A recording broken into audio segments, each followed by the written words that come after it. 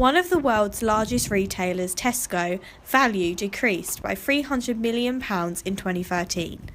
This occurred after the Food Safety Authority revealed that horsemeat was found in some of Tesco's processed beef products, with Tesco Everyday Value Beef Burger containing 29% horsemeat.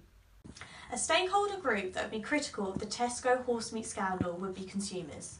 Consumers are a primary stakeholder, according to Henricks and Sadowski, with them having an active role in the survival, profitability and growth of the company. Consumers are at the forefront of Tesco's service, with serving customers being their core purpose, stating that serving customers is at the heart of everything we do. This demonstrates the stakeholder theory, with the import of values and relationships with stakeholders as a critical part of their ongoing success. Consumers reacted negatively to the horsemeat food scare, with statistics by the Food Standards Agency showing that consumer confidence was heavily affected, with 73% claimed to be less confident in the safety of processed meat. Customers' trust in a company is very important. Shardhuri and Holbrook identified that customers' loyalty major driver is trust. Another stakeholder group that was critical of the horsemeat scandal was the government. Former Prime Minister David Cameron commented on the incident, stating that it was a completely unacceptable state of affairs, and he urged for there to be an investigation conducted by the Food Standards Agency. The scandal was viewed as extremely serious by the government, as under European regulations it is illegal for food to be mislabelled by retailers. MP Anna McIntosh also commented on the crisis, declaring, "The evidence suggests a complex network of companies trading in and mislabelling beef or beef products, which is fraudulent and illegal."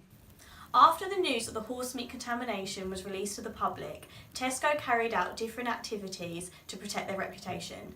Tesco responded straight away to the publication of the scandal, with Philip Clark, the chief executive of Tesco, posting a blog on the company's corporate blog, Talking Shop, within hours.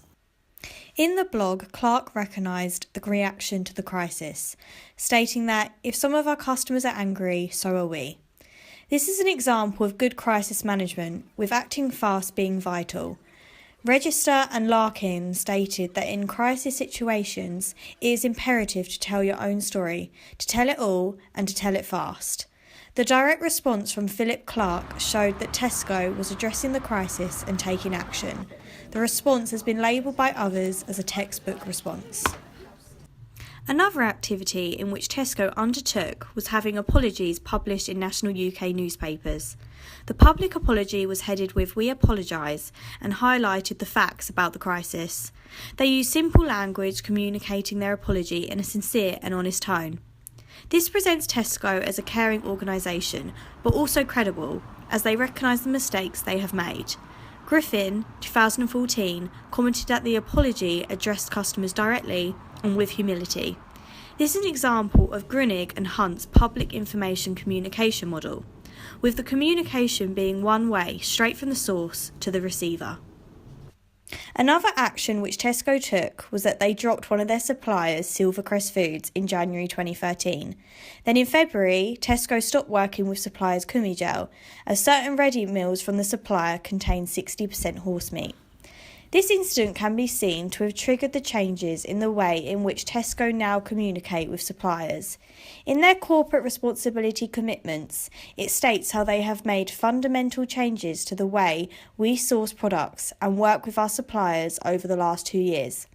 This has led them to introduce a supplier engagement team, with its purpose to create closer communication between Tesco and their suppliers all over the world.